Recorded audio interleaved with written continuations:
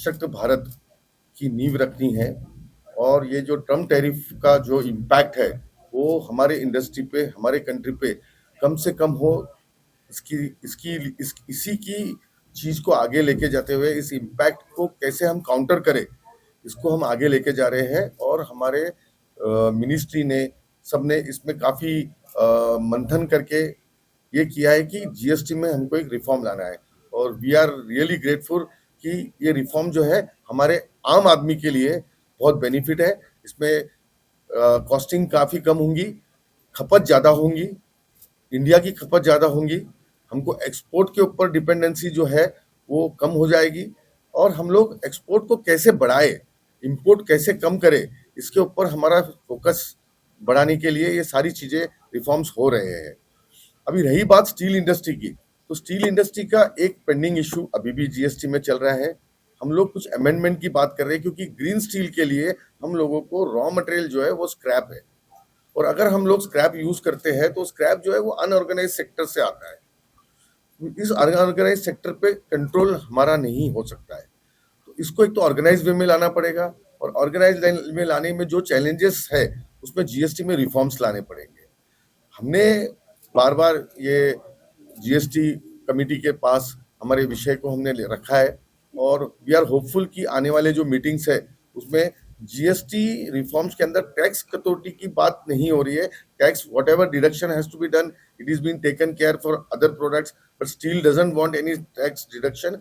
और steel industry urge for a policy में कुछ चेंजेस लाने के लिए 16(2)(c) के एक्ट के अंदर चेंजेस लाने के लिए, जहां पर ये जो रॉ मटेरियल है, जो स्क्रैप है, वो एक ऑर्गेनाइज सेक्टर में आ जाए, और उसका जो यूज करने के लिए जो जीएसटी के जो हर्डल्स हो रहे हैं वो एलिमिनेट हो। योगेश जी, आपसे एक पूछना चाहेंगे, क्योंकि बेसिकली जो हमारा पावर करता है during steel manufacturing, that is our furnace and which is powered by the coal. तो अभी हम लोग सर अभी रॉ मटेरियल की बात कर रहे हैं, ग्रीन एनर्जी की बात कर रहे हैं कि हम स्क्रैप को यूज कर सके।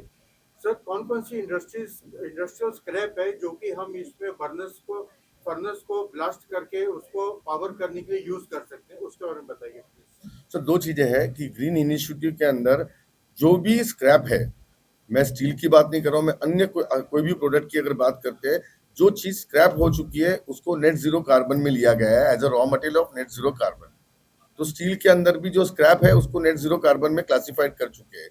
रही बात सेकंड की, अगर हमको ग्रीन स्टील बनाना है या ग्रीन नेट जीरो कार्बन पे पहुंचना है, तो हमारा जो फ्यूल है वो भी रिन्यू पावर के तहत होना चाहिए, या वो जो है कि उसमें कार्बन इमिशन ना हो, उस टाइप के पावर का यूज होना चाहिए। तो इसी के लिए जब भी विंड पावर हो गया, सोलार पावर हो गया, इसमें कन्वर्जन हो रहा है। जो normal conventional coal based power plants थे, उस जहाँ से वो पावर आती है कोल बेस्ड कोजन से, उसको हम कन्वर्ट करने जा रहे हैं रिन्यू पावर के तहत। और इससे करने से ये जो है कि ग्रीन इनिशिएटिव जो हमारा संकल्प है नेट जीरो कार्बन की तरफ जाना है, वो हम जा पाएंगे। पर ये करने के लिए कुछ टेक्नोलॉजी में चेंजेस होंगे, कुछ कैपेक्स करनी पड़ेंगी, और ये सब सारी चीजों के लिए इंडस्ट्री और पॉलिसी मेकर्स के में एक चिंतन हो रहा है, डिस्कशन चल रहे हैं, और एक पॉलिसी रिफॉर्म्स होने वाले हैं। How many delegates from South Asian countries are going to be participating? South Eastern?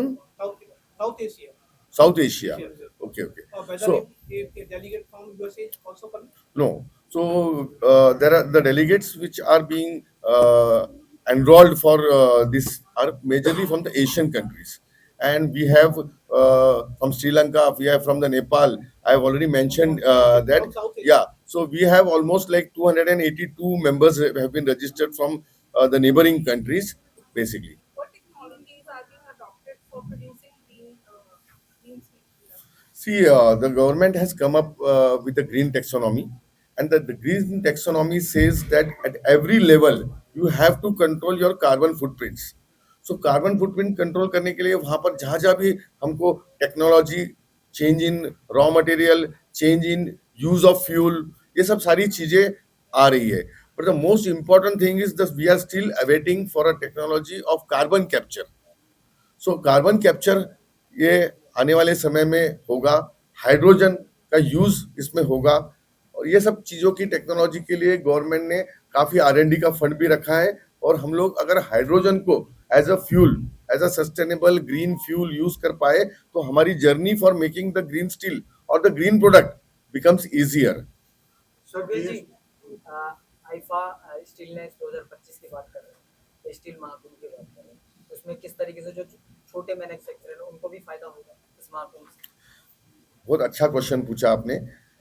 India में क्या हो रहा था कि अभी तक सिर्फ बड़े स्टील प्लांट्स वालों को, जिसको हम प्राइमरी या मेन प्रोड्यूसर्स कहते हैं, जो 7-8 प्लेयर्स है, उन्हीं का ये हो रहा था। इस बार स्टील मिनिस्ट्री ने ये कहा कि भाई आप लोग 47% ऑफ द स्टील बनाते हो पर आपका रिकॉग्नाइजेशन नहीं है, क्यों नहीं आप सब इकट्ठा एक जगह आके अपने पॉलिसीज को, आपके इश्यूज को, और कैसे आपका प्रोडक्शन बढ़े, कैसे ये 47% से आगे बढ़े ताकि वो इंडिया के स्टील मेकिंग में कंट्रीब्यूट करे, स्टील प्रोडक्शन में कंट्रीब्यूट करे, बढ़ोतरी में कंट्रीब्यूट करे।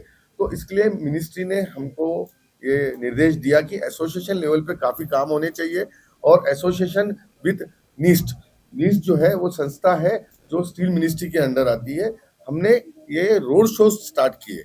आज हम लास्ट 6 मंथ से रोड शो कर रहे हैं, हर क्लस्टर में जा रहे हैं, और क्लस्टर में जब हम जाते हैं तो पता चलता है कि इतने सारे इंडस्ट्रीज है छोटे छोटे जो कि आते नहीं है या आना नहीं चाहते। एसोसिएशन के साथ बोलो या मिनिस्ट्री के साथ बोलो, जो अपना अपना काम से काम करते हैं, छोटे से गांव में अपना प्रोडक्शन करते हैं, वहाँ की नीड को फुलफिल करते हैं, वहाँ की स्टील की डिमांड को, स्टील को फुलफिल करते हैं। तो ऐसे सारे छोटे लोगों को हमने इकट्ठा किया है। हम हर क्लस्टर में जाके उनका सारा जो नो हाउ है, उनकी क्या कैपेसिटीज है और वो क्या प्रोडक्शन करते हैं, इसकी पूरी जानकारी लेके हमने उन सभी को स्टील महाकुंभ में इनवाइट किया है। इसलिए मैं कहना चाह रहा था कि ये स्टील महाकुंभ में 3000 से भी ज्यादा स्टील मैन्युफैक्चरर जो कि अनआइडेंटिफाइड थे, जो पता ही नहीं था कि वो लोग काम कर रहे हैं। पता होता था पर वो उतने उतने रीजन के लिए पता होता था, पर वो दिल्ली तक या स्टील मिनिस्ट्री तक पता नहीं होता था, एसोसिएशन लेवल पे, नेशनल लेवल पे पता नहीं होता था। अब वो चीजें हो रही है, और इनको मिनिस्ट्री ने ये डिसाइड किया कि ऐसे स्टील प्लांट जो ऑलरेडी स्क्रैप बेस्ड यूनिट्स है, जो जिनका कार्बन इमिशन कम होता है, ऐसे को हम ग्रीन टेक्सोनॉमी के तहत इनको सर्टिफाई करेंगे। और मुझे खुशी होती है कहने के लिए कि स्टील मिनिस्ट्री ने ग्रीन स्टील सर्टिफिकेट इशू करना चालू कर दिया है। लास्ट मंथ में उन्होंने कुछ स्टील यूनिट्स को ग्रीन सर्टिफिकेट दिया है, और आने वाले स्टील महाकुंभ के अंदर भी यहाँ भी वो ग्रीन स्टील सर्टिफिकेट इशू करने वाले। इससे होगा क्या? इससे ये होगा कि ये सारे जितने लोग अगर क्लासिफाई होते हैं तो एक बैनर में आएंगे, वो बैनर है ग्रीन स्टील का, ग्रीन स्टील सर्टिफिकेट के बैनर में आते हैं। तो इसका सारा जो है एक benefit national level, global level पे इंडिया को होगा। So what makes it unique as this edition of Mahakumbh? पहले हम स्टील एक्स 23 भी किया, 24 भी किया। अब की हमने जो प्रयागराज में महाकुंभ हुआ और जिस प्रकार से वहाँ पे जनता उभरी, जनता मतलब एक विश्वविख्यात वो हुआ, तो हमने कहा एक स्टील का भी हम महाकुंभ करते हैं, और जिसके अंदर प्रत्येक स्टील की इंडस्ट्री हमारे भाग ले रही है, क्योंकि हमारी इंडस्ट्री जो स्टील की है ये रूरल एरिया में स्थापित है। हम मतलब आप देखेंगे कि बड़ी इंडस्ट्री तो एक जगह स्थापित हो जाती है तो उसके लॉजिस्टिक के खर्चे बहुत होते हैं, और हम वहीं पे अपनी इंडस्ट्री लगाते हैं जहाँ पे इसकी आवश्यकता होती है, तो उसमें खर्चे कम होते हैं और जनता तक इसकी पहुँच पाती है। और हमारा टारगेट जो प्रधानमंत्री जी कहते हैं कि प्रत्येक व्यक्ति के सर पे छत होनी चाहिए, उस टारगेट को पूरा करना और गांव-गांव में अपनी इंडस्ट्री को स्थापित करके वहाँ पे सस्ता और टिकाऊ सरिया बढ़िया टीएमटी उपलब्ध कराना है। तो आप लोग गाँव-गाँव पर कैसे पहुँच रहे हैं? क्या गांव-गांव में हमारी इंडस्ट्री लग रही है। आप देखेंगे जो हमारी इंडस्ट्री का स्ट्रक्चर है, ये हम इंडस्ट्रियल एरिया में नहीं, कहीं पे भी हम इंडस्ट्री फार्म हाउस को उसकी जगह लेके और वहीं पे हम स्थापित कर लेते हैं। और आज जो प्रॉब्लम, जैसे योगेश जी ने बताया, आप लोगों को बताओ कि 2 प्रॉब्लम हमारी चल रही है जो बैरियर है। एक तो GST 2 आया, इसके लिए आम कंज्यूमर को रिलीफ मिला और ये बहुत प्रशंसा की बात है, परंतु हमारी प्रॉब्लम जो है वो ये है कि GST हम एक बारी देते हैं रॉ मटेरियल खरीदने के लिए, और फिर हमें पुराना उसे दोबारा से डिपार्टमेंट हमारे ऊपर क्लेम करता है मैं पेनल्टी और मैं इंटरेस्ट की, क्योंकि पहला जब जीएसटी देते हैं हम उनको देते हैं जो डिपार्टमेंट ने पोर्टल पे जिनको रजिस्टर किया हुआ और लाइसेंस दिया हुआ है कि ये लोग जो है इनको जीएसटी आप देंगे रॉ मटेरियल खरीदने पे। वो डिपार्टमेंट की कमी के कारण उनकी मजबूरी पता नहीं क्या है, वो लोग भाग जाते हैं और डिपार्टमेंट को जीएसटी जमा नहीं कराते और जीएसटी उसको हमारे ऊपर दोबारा कहता है जी आप दो, वो तो निकल गया। हमारा कहना यह है कि वो डिपार्टमेंट की जिम्मेदारी है कि वो डिपार्टमेंट उनको पकड़े या हमसे डायरेक्ट जीएसटी ले ले, हम जीएसटी को डायरेक्ट दे देंगे, डिपार्टमेंट के मतलब जीएसटी डिपार्टमेंट को डायरेक्ट दे देंगे। जीएसटी में कोई छूट की डिमांड या वो नहीं कर रहे, हम इससे रिलीफ चाहते हैं।